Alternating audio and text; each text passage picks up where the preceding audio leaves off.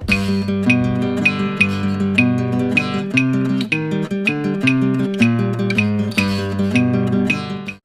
right, welcome everyone. Why don't we get started? We've got a really important topic tonight. We're going to study the life of the RAMBAM, the Nesher Hagadol, the Great Eagle, one of the most important and influential figures in Jewish history. Someone who cast such a long shadow that the famous statement was, from Moses until Moses, there was no one like Moses. Meaning from Moses of the Torah until Moses Maimonides, there was nothing like him. And in fact, since Moses until today, there's no one really like Moses as well. Let me begin with a little joke. I apologize for those of you who were at Shalosh Shudas. You heard this. I think Mr. Steve, you're probably the only one. But the joke goes like this. A woman gets onto a bus, an elderly woman gets onto a bus, and as she gets on, the bus driver is very friendly to her, so she asks him, would you like some peanuts, young man? And he says, well, thank you. I think I would like some peanuts. And so she gives him a few peanuts. It's nice to see you. Welcome back. Welcome back to Florida. So then she sits down, and then a few minutes later they're driving along, and she gets up again and she says, excuse me, young man, would you like some more peanuts? And he says, you know, that would be really nice. I enjoyed those peanuts. So she gives him some more peanuts. And this goes on several times until finally he says to her, listen, you know, it's really very kind of you, but why do you keep offering me so many peanuts? And she says, well, I only really like the chocolate. Okay, so I'm hoping that this presentation, I'm going to give you all the chocolate and I'll hang on to the peanuts, but the truth is there's so much to say about Maimonides, and we actually started a couple minutes late today, so I'm going to try and speak a little faster just to make up the time, but we're just going to touch on the life of this truly incredible man and his impact on Jewish history. This lecture is sponsored by the Young Israel of Bal Harbour, Surfside. We're very grateful for the shul to provide us with heat and light, or AC and light, and you know, place to meet. We are looking for sponsorships for future lectures, so if you're interested, please contact me or contact the shul office. The shul likes $200 to offset the costs, and all the profits, of course, go into producing that wonderful edifice that we are creating just a block away.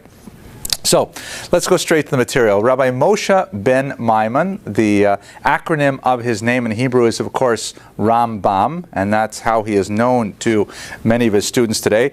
Known in Latin as Maimonides, the I-D-E-S suffix means son of Maimon. His first name was Moshe, his father's name was Maimon, hence Maimonides, or Rabbi Moshe ben Maimon.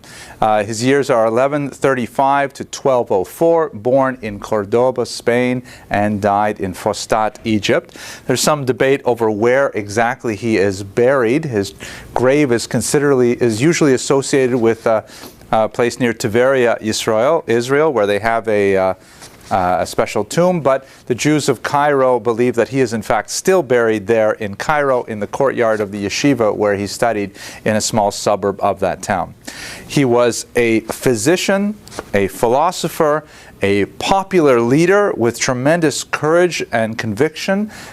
His opinions were highly controversial, as we shall see. His books were even consigned to the flames by other Jews, but at the same time he maintained steadfast in his point of view, and it continues to be studied today, even though there are many, many areas where the rabbinic consensus differs from Maimonides' point of view. Nevertheless, he is the primary interlocutor for the dominant opinion and remains very significant to this day.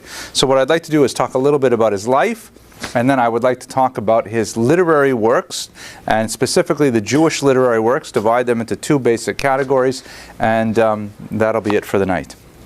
Okay, any questions or arguments before we begin? No hard questions allowed, just easy ones? Okay, good. We'll save the hard questions for later when we don't have the camera running. So his family was of distinguished rabbinic lineage. His father was a dayan, or a judge, in Cordoba. In his commentary to the Mishnah Torah, Maimonides lists 8 successive generations of dayanim that preceded him. And in fact, after his death, he was appointed the Nagid of Egypt, meaning the leading Jewish political figure in Egypt, and that title was held by members of his family for another 200 years after his death. So clearly a very illustrious family with tremendous rabbinic yichus, or lineage. One of the exceptional positions that Maimonides held that makes this even more amazing is the fact that he held that dayanim and also rabbis should not be paid for their services. They should have other occupations. He, of course, was originally a merchant and then later became a famous physician, and they should only earn their keep from their regular livelihoods, and whatever they do as judges or as rabbis should be completely pro bono for the benefit of the community as a whole.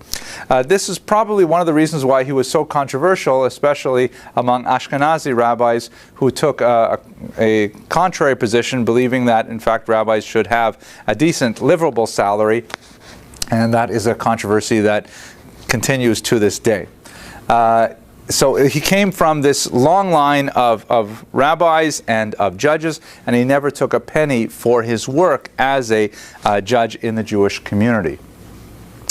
He was born here, you can see, in Cordoba in Spain at the very end of the Spanish Golden Age. We're actually going to go a little bit back in time next week and look at a more central period of the Spanish Golden Age, but for now we're going to concentrate on the 12th century.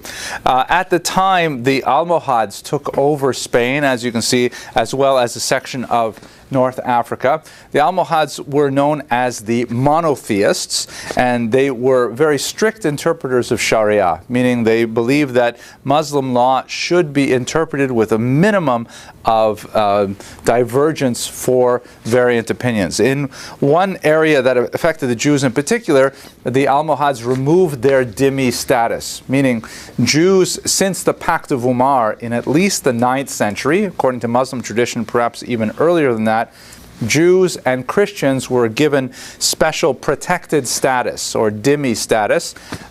They had to pay a little extra in tax, but they were allowed to practice their own religion without fear of persecution. They were allowed to maintain their synagogues and so on.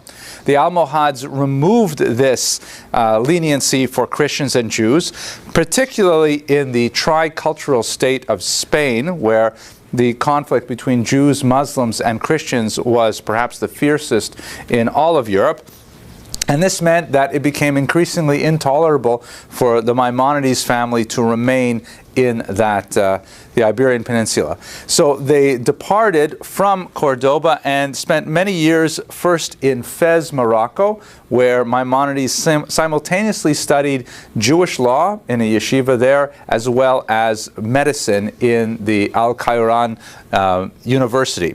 He then spent 9 additional years going from there with his family across the coast of North Africa, ending up in Israel. In fact, I can show you some pictures. Why don't I show you some pictures? Here's a picture of Cordoba, Spain. This is where the Alhambra Mosque, the Alhambra Palace is located. We'll talk a lot more about that next week when we look at Shmuel ibn Ogrela. And then he moved here to Fez, Morocco. Beautiful Moorish architecture. And then he made his way all the way over to the old city of Jerusalem, where he lived briefly. It's not known exactly why he left Israel. He clearly found that it was the high point in his personal career, and he wrote of his time in Israel as a personal, peak in his life. And in fact, he wrote about his ultimately decision or his fate to move back to Egypt with a considerable amount of regret. In some cases, there are letters where he refers to himself as someone who sins every single day, without any specific reference as to which sin it is. Many scholars believe it was the idea of returning to Egypt, which some feel is a transgression in the Torah. But at any rate, he left Israel after a very short sojourn, and he spent the rest of his life in Fustat, Egypt. This is where he made his career and his fame, particularly in first as being a jewel merchant, and then later as a as a physician. Now, in Fustat, even though he did not have a position of tremendous authority at the time, there was a situation in which the Jews and Christians were in tremendous conflict. There was a huge geopolitical conflict that had gone on since the Crusades at the end of the 11th century, and one of the smaller battles between those two religious groups was that a Christian king had taken captive an entire city in northern Egypt, and that held a significant Jewish population. Maimonides took a leadership role from Fustat, and he arranged for a huge collection of cash from the Jewish communities of Egypt and was able to secure the release of the Jews who were taken captive. For this, he received tremendous prestige and respect, as well as significant remuneration, because he was called upon to serve in many different capacities as a communal leader.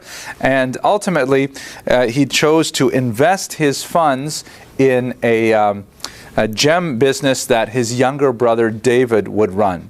Maimonides had told his brother that he should specifically pick up his merchandise at one particular location. I believe it was somewhere in Arabia.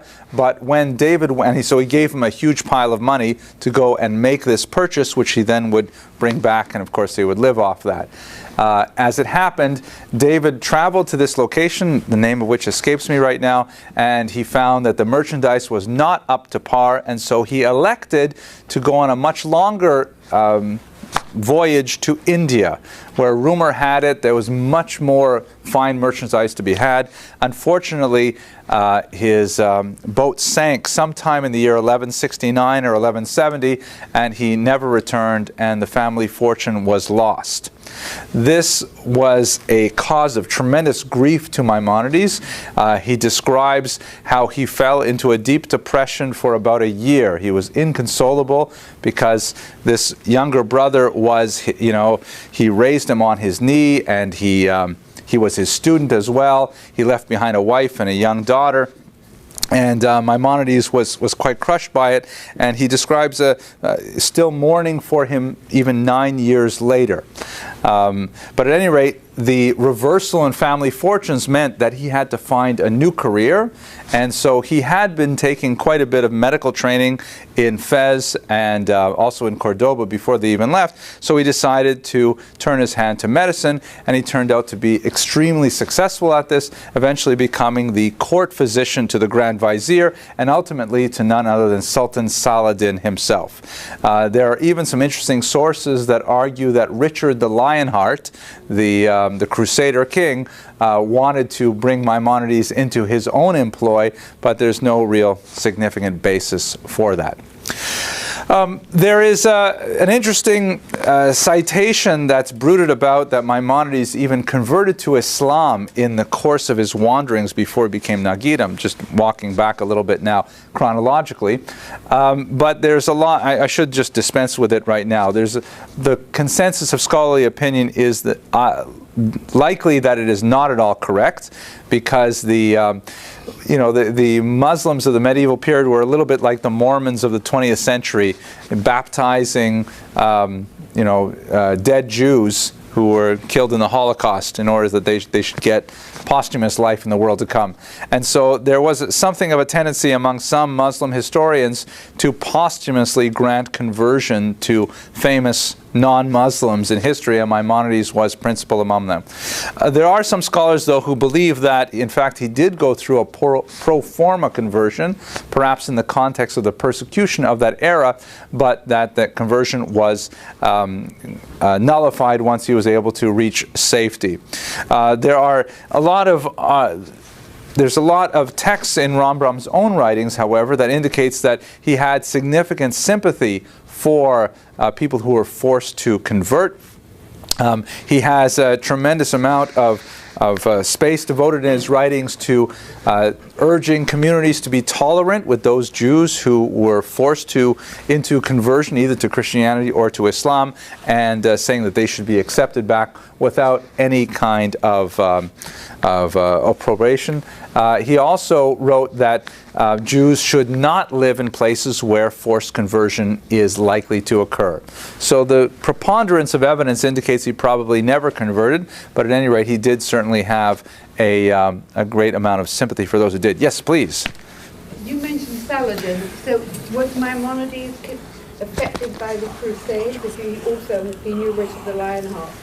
I mean, Jews were peripheral to the Crusades, but they weren't. But where did he fit into that? So the question, which I should repeat for our internet audience in the Philippines, the question is, how was Maimonides affected by the Crusades? I don't know. I simply don't know the answer to it. I've never seen anything that Maimonides has written on that topic. As you correctly point out, the Jews were basically peripheral to the Crusades, especially later on in the 12th century. The massacres of Jews during the Crusades occurred primarily in the Rhineland, in Germany. The Jews who are not in the region of Israel, of Jerusalem itself, would probably never have even seen a crusader. So I don't know exactly. I've never seen anything Rambam wrote on the topic. Certainly it was part of the larger geopolitical factors involved in the day, and it's doubtful that he ever met Richard the Lionheart, but as we read history backwards and we look at famous figures and we try to draw lines between them, that's probably where that came about. But there's no question that he was highly sought after as a physician in Cairo, and his service to the Grand Vizier and then to the Sultan is well known. Okay, excellent observation. So, as I mentioned, he had to turn to medicine as a career. I mentioned all these things. Okay, so I said there's an interesting kind of picture of Maimonides. There's so many pictures of Maimonides, I could have spent the entire class just looking at them. But this is, by the way, the head of a statue that was erected near Maimonides' home in Cordoba in Spain. In terms of his medical studies, now this is an area that is not well studied by Jews, but he produced a phenomenal amount of medical literature written by and large in Arabic. He followed basically the thought of Galen with the idea of the humors, the bile and good humor and various things like that. But he also was given over to experimentation as well. He didn't rely simply on a theoretical knowledge of medicine. He was very much into observation. Now, this is well before the scientific method was developed, but nevertheless it was something important to him. He also contributed to the literature a multilingual guide to pharmaceuticals, which represented various herbs and spices and other medicinal ingredients that were used, and listed them in a quadrilingual format. I believe the four languages were Hebrew, Arabic, Greek, and Latin, which was a phenomenal service to the medical community, because it meant that the terminology could be standardized, and that what people said in Latin texts could then be correlated with what was written in Arabic texts, and so on. He wrote treatises on a wide variety of topics, often it was commissioned. Wealthy Arabs would commission him to write essentially a manual of how they were supposed to treat their condition. Asthma, for example, depression. He wrote a medical treatise on depression, which is fascinating for the 12th century. A lot on marital issues. Sexuality was something that people wanted to know about, and they would often ask him how to deal with their various sexual problems. Even a treatise on hemorrhoids. I mean, these are all things, writings of Rambam. I looked in all the yeshivas here in Miami, no one could find it, Maimonides' treatise on hemorrhoids. I was looking for it, but no luck. I have to try Wikipedia or something like that to find it. But nevertheless, for the context of the 12th century, tremendous amount of medical writings really at the top of his field. It's especially amazing when you think about the intensity of his day, which I believe is the next slide here, right? His day, which he writes about in many of his letters, was an incredibly busy day. First of all, Fostat was a bedroom community to Cairo, and he would have a daily commute of about an hour by donkey, which is probably about 15 minutes by car, maybe a little less than that, but nevertheless an hour ride on a donkey to get to Cairo, where he would then spend the entire day taking care of the Sultan and his extended family, the children, the whole harem. These were all his patients, and his whole day would be taken up with this kind of thing. Then he would return home, once again stuck on the freeway on his donkey for another hour. There's no daf yomi on the donkeys at all, and he makes it all the way back, and then he returns home, and his home is filled with local Fostat individuals, both Jews and Gentiles, who have come to him for medical advice. He would spend his evening writing out prescriptions and diagnoses and so on, and then only late at night would he have a little bit of time to study Torah. And somehow, with that small amount of time at night, he wrote these phenomenal works in Jewish thought and philosophy and halakha, really mind-boggling in their complexity,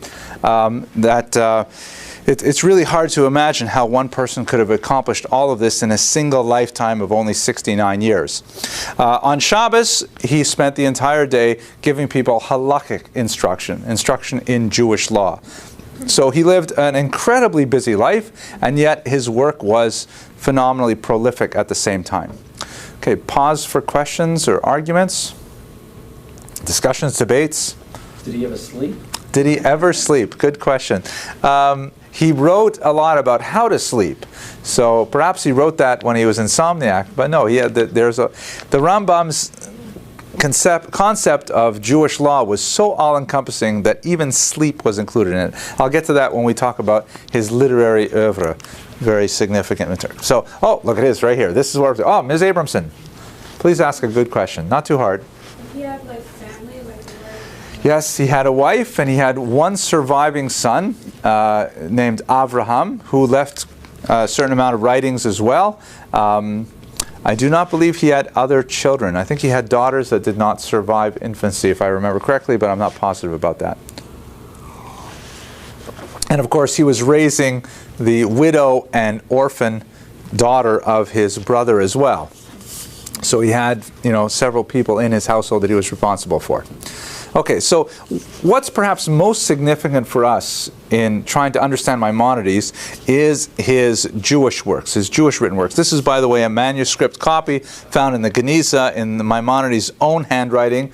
It is Hebrew and Arabic letters, or Arabic and Hebrew letters, excuse me. So it's Judeo-Arabic that he's written with. Is it the Fostat Geniza, the very famous one? The Ben Sira Geniza, I think it is the one in Fostat. Yes, I think so. Quite right. Okay, so he wrote two basic kinds of works. He wrote popular halachic works, and he wrote advanced philosophic works. And this gives you a real sense of the dichotomy of his personality and the sort of trajectory of his thought. So let's deal with the first category. His popular halachic works were written in very simple Hebrew. I mean, remarkably easy Hebrew. Intermediate, really like middle school level Hebrew. And they were designed to give a large swath of the Jewish population access, sophisticated and thorough and comprehensive access to the entire corpus of Jewish law. We should remember that one of the huge lacunae in Jewish thought at this time was that there were very few codes in existence. What do I mean by that? The way that Jewish law is organized is that basically it's all found within the Talmud and in successive responsa literature, which we spoke about a few weeks ago when we were talking about the Geonim.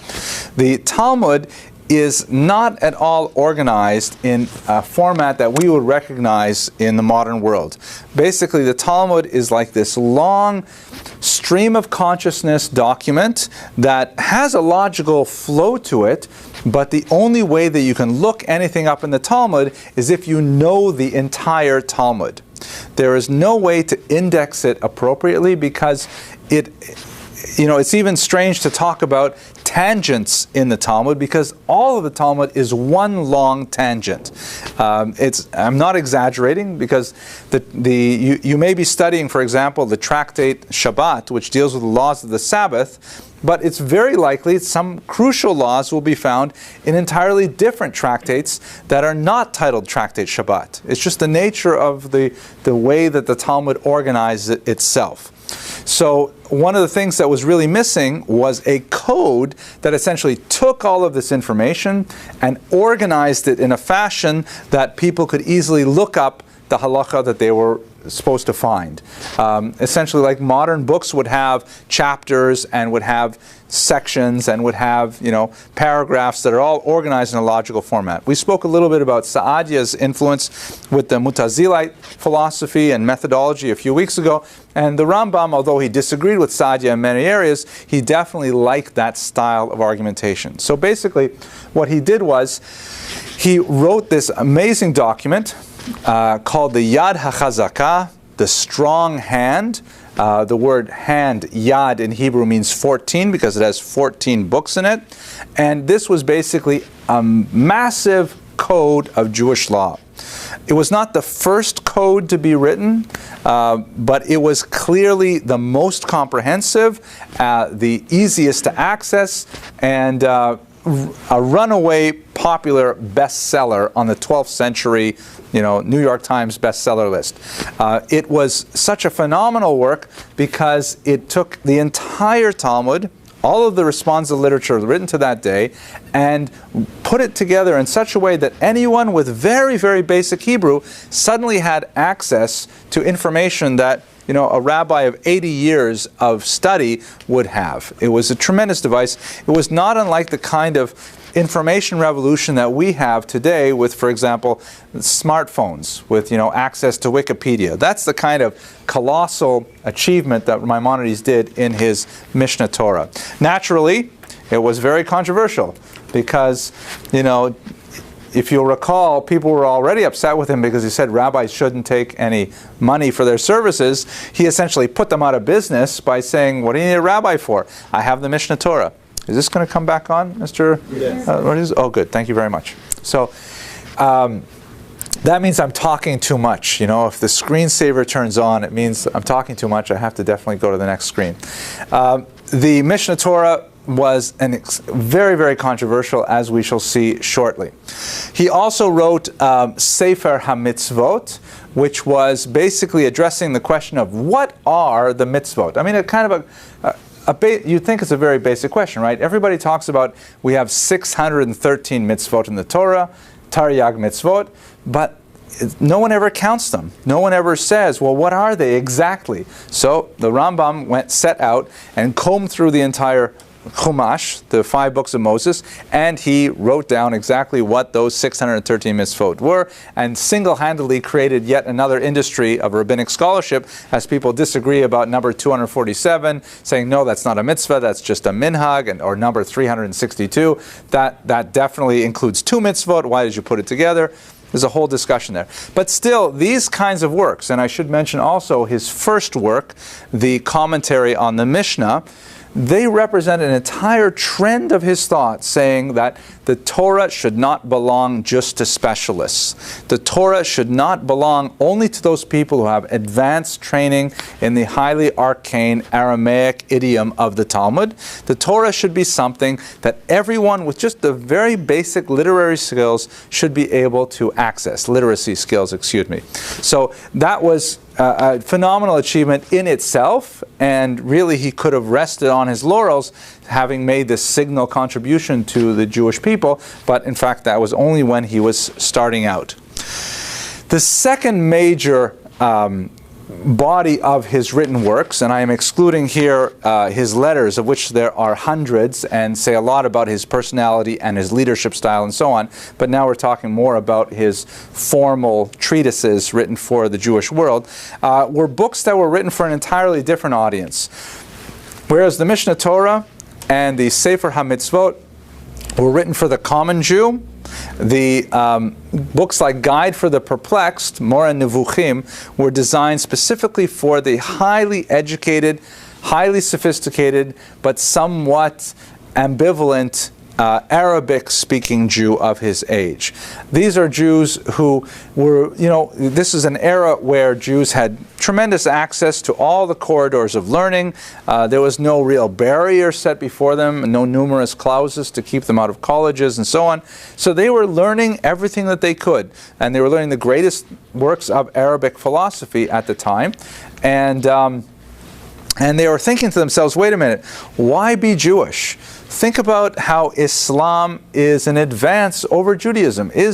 Judaism has all kinds of strange things in it, like anthropomorphisms for God and certain bizarre commandments that we have no idea why they're there, like the mixing of wool and linen, so on and so forth. So looking at that highly, specialized but at-risk population, Maimonides wrote this phenomenal philosophical work, the Moreh Nevuchim, the Guide for the Perplexed, which was designed specifically to address their philosophical concerns.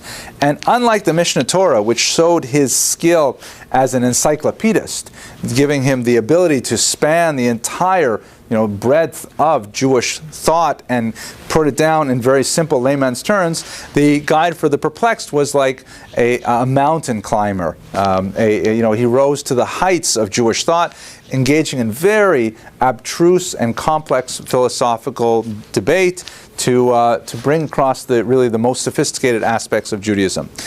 Guide for the Perplexed was published in Judeo-Arabic, which, among other things, was the vernacular of this segment of the population, but it also allowed him to use the sophisticated philosophical vocabulary of the time that was lacking in Hebrew. In fact, one of the more difficult aspects of the Guide for the Perplexed is that most of its students today do not read Arabic, they read Hebrew, and they have to rely on somewhat problematic Hebrew translations by the Ibn Tibbon family that, they themselves were somewhat challenged by the abstruse Arabic philosophical terminology that's used in the book.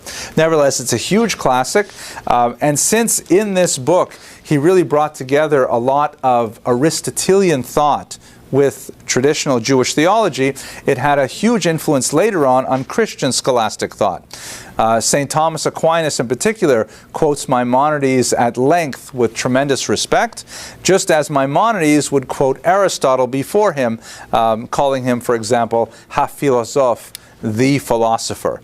So there's a chain of transmission of ideas from Aristotle through Maimonides, through Thomas Aquinas, that makes Maimonides one of the very, very few Jews in our history that ever achieved fame for his Jewish works outside of the Jewish world. There are only a handful of people who really reached that level of world fame for their Jewish works, not for something else that they may have done. Like, for example, Albert Einstein, tremendously famous for his theories of relativity and so on, but he's not famous for his commentary on the Mishnah. Maimonides is one of those people who was able to take his Jewish learning and expand it far beyond the limitations of his ethnicity. Okay, questions, arguments about these massive works? Clear as the sun at noonday, right? Okay. Yes, Aaron. Maimonides spend a lot of effort in referencing, cross-referencing between the Mishneh Torah, for example, and the Talmud, so that people could actually. Right. So I think that sounds like amazingly difficult. You're absolutely, you're quite prescient in your question, and you're anticipating a little bit of a lecture. The question that's asked for my friends in the Philippines is, did Maimonides, really cross-reference his Mishneh Torah with the Talmud? And in fact, that's one of the main reasons he was criticized, because he specifically omitted all footnotes.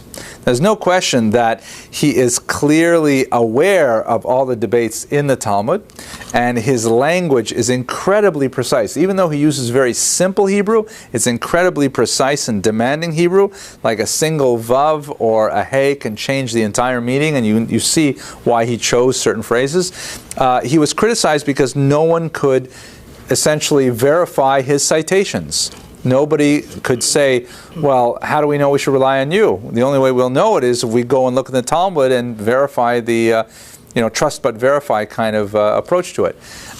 His argument was that since this is a popular work, he did not want to overburden it with massive numbers of footnotes. Later, of course, those footnotes would be researched and written by incredible authorities like none other than Yosef Karo, the author of the Shulchan Aruch, who would write a massive commentary on the Mishnah called the Kesef Mishnah that proved the validity of Maimonides' opinions. Whoops, I'm losing it again, right? There we go. Let's going back. Well, actually, let's go straight to the criticisms. Why not? Yeah, let's go to the criticisms. Let's go to the criticisms. Really, that's what I'm answering right now. And what's going on here? Mr. Rodriguez, this is anti-Semitism at work here. Okay, here we go. All right, so he was criticized heavily during his lifetime. So why was he criticized? I've already mentioned in response to Aaron's question that he was heavily criticized because he did not include footnotes. He just wrote it down simply and in a straightforward manner because he just wanted to say the halacha the way it was with great self-confidence. He asserted, yes, this is what you're supposed to do, not like those other opinions, this is what you're supposed to do. But, if you were a skeptical reader, there was no way for you to verify it unless you really did the same kind of research he did. Some critics, and his critics were very, very sharp, argued that there was a certain amount of intellectual arrogance in doing so, in simply stating it, boldly without offering any kind of justification was an arrogance that they felt was a character flaw, and that his books were unreliable as a result. Adding to that the fact that he clearly was heavily influenced by Aristotle, unashamedly so. He felt that Aristotle was a tremendous philosopher, and he was open to the idea of learning from non-Jewish wisdom, which was not necessarily an attitude that was well respected, for example, in the south of France and the Jewish communities there. So his reliance on Aristotle was another element of criticism. Maybe I should just give you like an example of his reliance on Aristotle and a little bit of where he differs. So, for example, in the 3rd chapter of the Nicomachean Ethics, one of Aristotle's greatest philosophical works, he articulates there a definition of virtue, which has come down to us as the golden mean, also known through Maimonides as a shvil hazahav, the golden path. And Aristotle describes the golden mean as the midpoint between excess and deficiency. So, for example, if we take and you can look at this any character trait you want. Let's choose, for example, courage. So what is the correct definition of courage? Courage is the midpoint between recklessness, which is having too much courage for your own good, doing stupid, taking risks for no reason. That's excess. And on the other hand, deficiency is cowardice. Not being willing to take reasonable risks for reasonable payoffs, that is cowardice. Courage is exactly the midpoint between excess and deficiency. Maimonides says that's the way it is in Hilchot Deot, the 6th chapter in particular. He says, 3rd chapter in particular, he says this is the way it is with every single character trait we have. Love, fear, hate, you name it. There's like a midpoint between too much and too little. That's what we have to do. However, where Maimonides differs, he differs specifically in a few midot. He says that humility does not admit of an excess. You can always have more humility. There is no midpoint when it comes to humility. And that's clearly differing from Aristotle. Similarly, he argues that anger does not have a minimum, that you have to learn to completely remove anger from your heart. He does say, of course, that you are allowed to feign anger for your children, which we do regularly at home. For your students, you have to appear displeased and stern in order to, appropriately teach them the correct way to behave. But he says always it should be just kas al hapanim velo kas al halev, right? It should be anger just on the face. It's an exterior anger, not anger in the heart. Now you look puzzled, Ms. Abramson. You have some problems with that? I really was angry with you, by the way, on Sunday morning, so I'm not on Maimonides in that way. But. No, it's just that if you think about it, there's how can you completely get rid of anger? How can it not exist in your heart at all? That can't be healthy at all. I mean, he's supposed to be a doctor. If you bury it down and bury it down and bury it down, then it's just going to come out in some other form. Like we see, one of the big differences between Judaism and Christianity is that we don't try to abstain completely from everything. Instead, you recognize the issue and then you deal with it and you find that balance. So how can he say you shouldn't have any anger?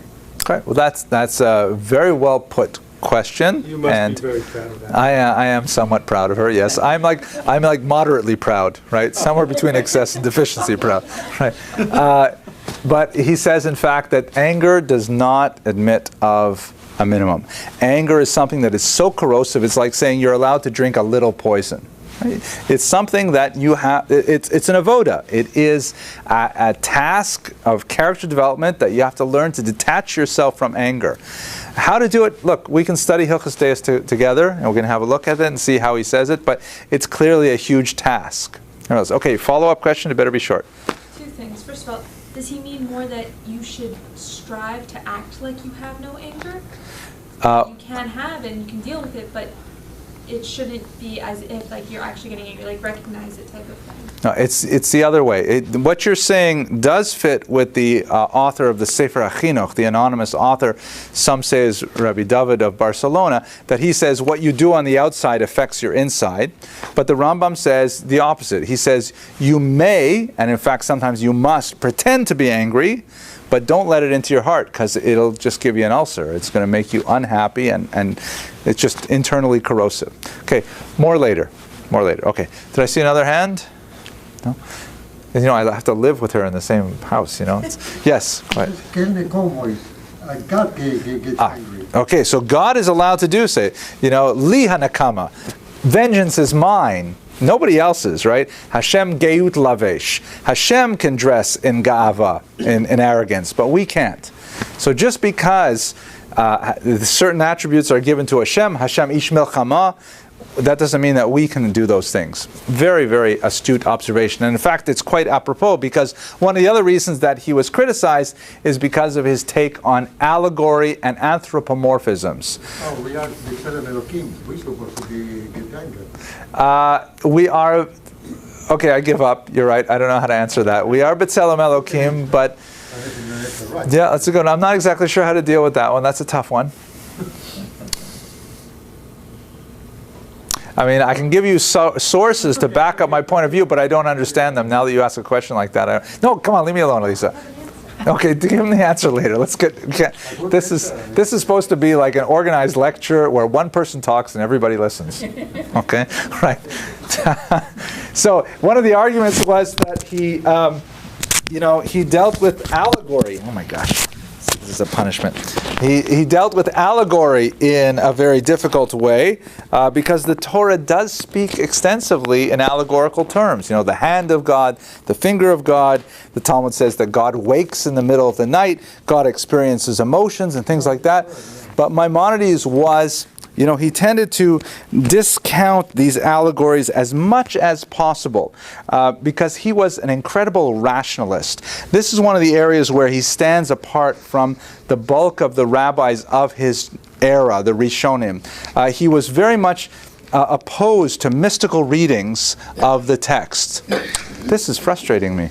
Yeah, but no, it's not getting me angry though. But he was very opposed to. I'm looking angry.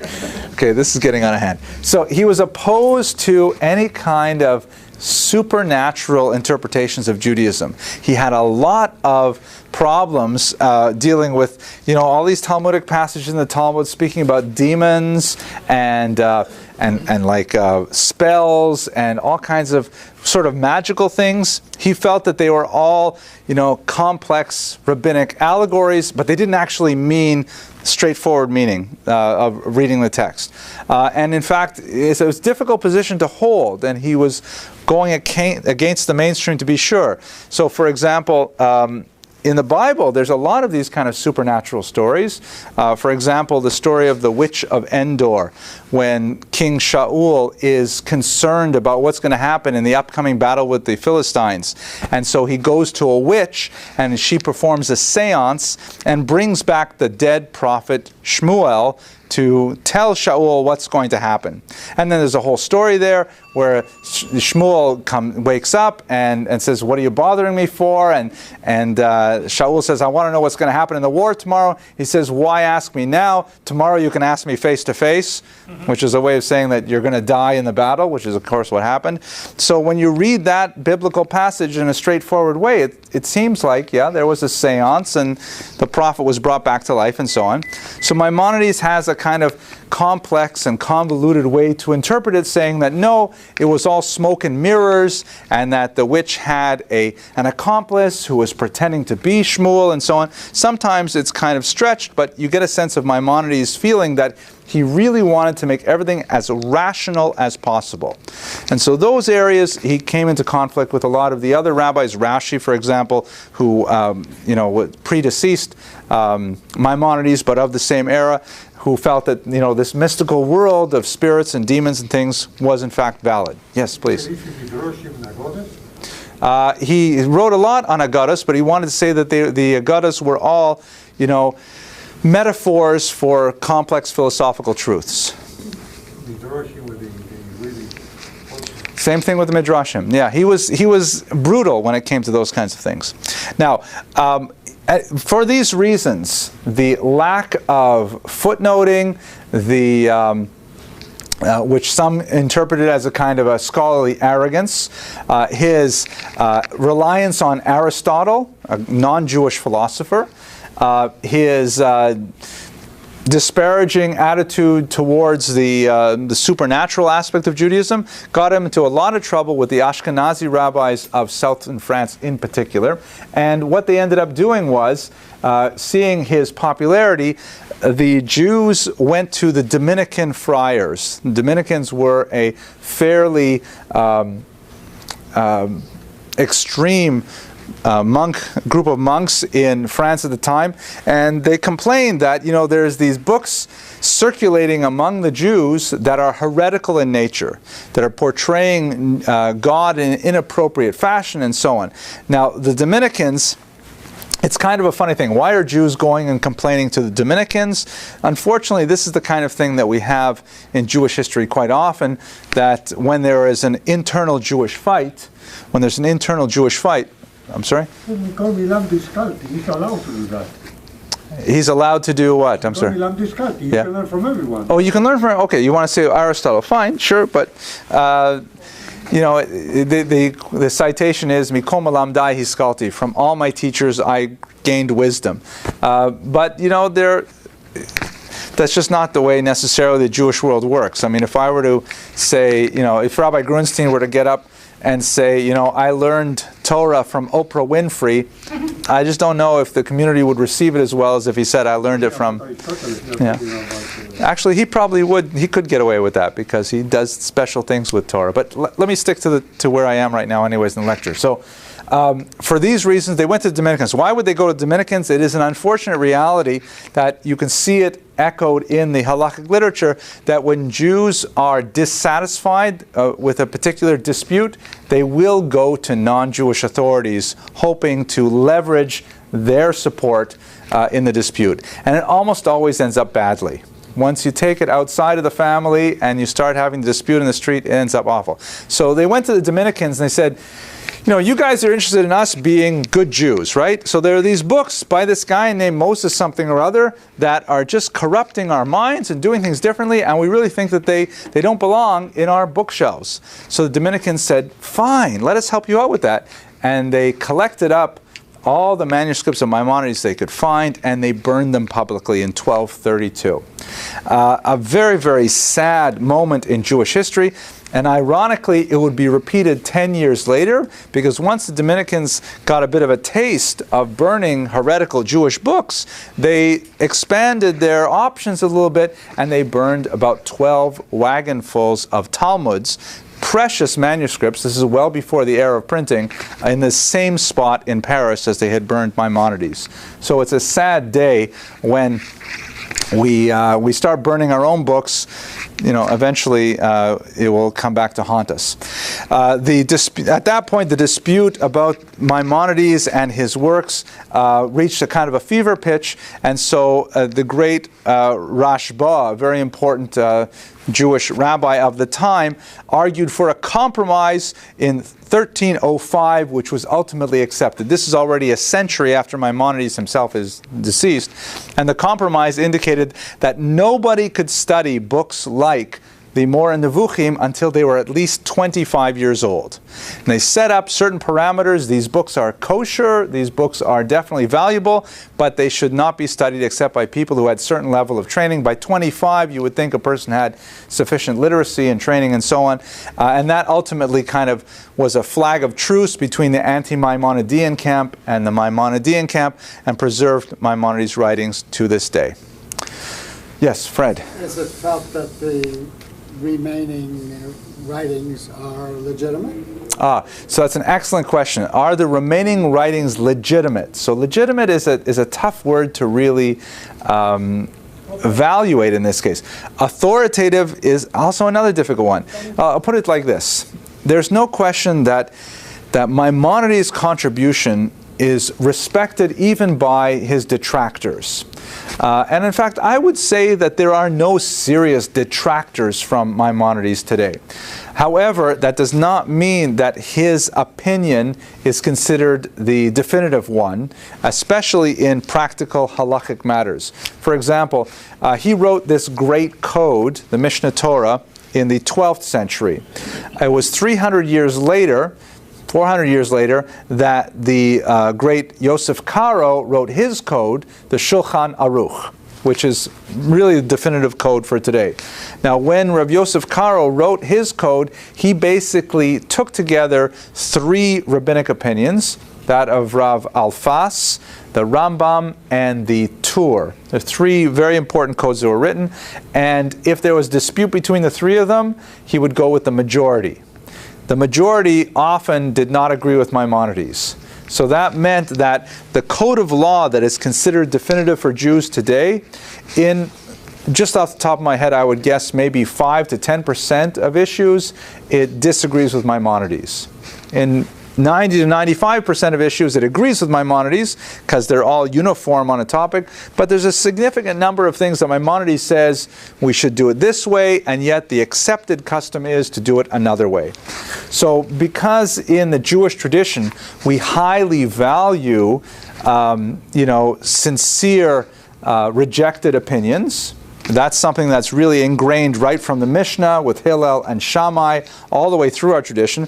Maimonides happens to be the odd man out more than anyone else when it comes to practical halakha. Nevertheless, he also wrote on a far wider scale than the Shulchan Aruch. The Shulchan Aruch that we have today is very modest. It only deals with those laws of daily life that apply when the temple is destroyed. The Mishnah Torah of the Rambam, he wrote about the laws that apply when the temple is in existence. He wrote about the laws that would apply when the Messiah arrives. He wrote about the laws of things that are not even touched in the Code of Jewish Law, like how to sleep, as I mentioned earlier, how to think, how to believe, how to eat, incredibly scope of activities that the Shulchan Aruch says that's just way too much for us to get involved with. So in those areas, he is the only opinion. The laws of the Messiah, for example, what is life going to be like at the time of the Messiah, Maimonides is our go-to source because no one else wrote about it. So he is definitely very authoritative in those areas. Okay, that's an excellent question. Okay, yes, last question, then I'll wrap up. Rabbi didn't go along with the Rambam a lot in Mashiach? Rabbi Shneir Zalman, the first Radovacher Rebbe? Yeah, I don't know how to answer that question. He wrote a Shulchan Aruch called the Shulchan Aruch HaRav, which definitely relies heavily on the Rambam. But he's a huge opinion. Everybody has to rely heavily on the Rambam today. Doesn't mean that we'll always agree with him, but nevertheless his opinion is valid in the vast majority of cases. Is not something stable? It's also called the 13 principles. No. Oh, the 13 principles. Let me just take a second to report on that, and then I want to wrap up because I want to stay on time. Some of the things that Maimonides did, which were also controversial, I didn't really mention them earlier. He was big in codifying things. So one of the things he codified was, what exactly do Jews believe? It's kind of funny that here it is, we're in the 12th century. You know, the Jews have been in exile for 1,200 years, and they've been in existence for another, I don't know, 1,500, 2,000 years before that, and nobody ever sat down and said, okay, what exactly do we believe? Can we just agree on this? So Maimonides said, okay, let's write it down, and he came up with 13 basic principles of what Jews should believe. It says something about our religion, though, that we can go so long without ever having to actually agree on something that's so basic.